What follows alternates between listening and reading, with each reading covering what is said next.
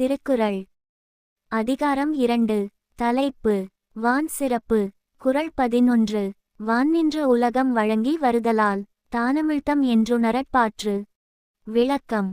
மழை பெய்ய உலகம் வாழ்ந்து வருவதால் மழையானது உலகத்து வாழும் உயிர்களுக்கு அமிழ்த்தம் என்று உணரத்தக்கதாகும்.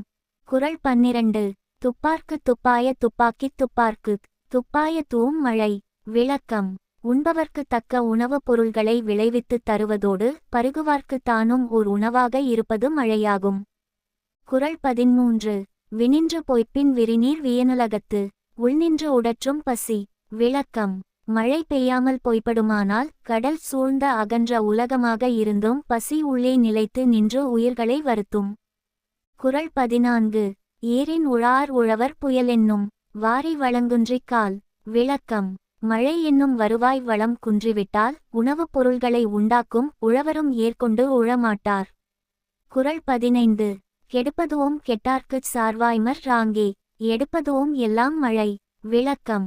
பெய்யாமல் வாழ்வை கெடுக்க வல்லதும் மழை, மழையில்லாமல் வளம் கெட்டு நொந்தவர்க்கு துணையாய் அவ்வாறே காக்க வல்லதும் மழையாகும். குறள் 16. விசும்பின் துளிவீழின் அல்லால்மற் ராங்கே பசும்புல் தலை காண்பு அரிது. விளக்கம். வானத்திலிருந்து மழைத்துளி வீழ்ந்தால் அல்லாமல் உலகத்தில் ஓரிவுயிராகிய பசும்புல்லின் தலையையும் காண முடியாது. குறள் 17. நெடுங்கடலும் தண்ணீர்மை குன்றும் தடிந்தெழிலி தான்னல்கா தாக்கி விடின். விளக்கம். மேகம் கடலிலிருந்து நீரைக் கொண்டு அதனிடத்திலே பெய்யாமல் விடுமானால் பெரிய கடலும் தன் வளம் குன்றிப் போகும். குறள் 18. சிறப்பொடு பூசனை செல்லாது வானம் வரக்குமேல் வானோர்க்கும் ஈண்டு. விளக்கம்.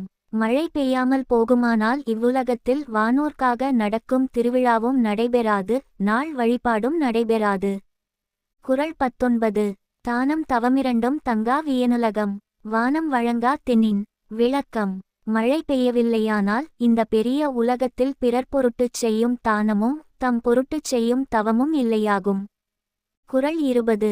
நீரின்று அமையாது உலகெனின் யார் யார்க்கும் வானின்று அமையாது ஒழுக்கு. விளக்கம். எப்படிப்பட்டவர்க்கும் நீர் இல்லாமல் உலக வாழ்க்கை நடைபெறாது என்றால் மழை இல்லையானால் ஒழுக்கமும் நிலை பெறாமல் போகும். நன்றி, வணக்கம்.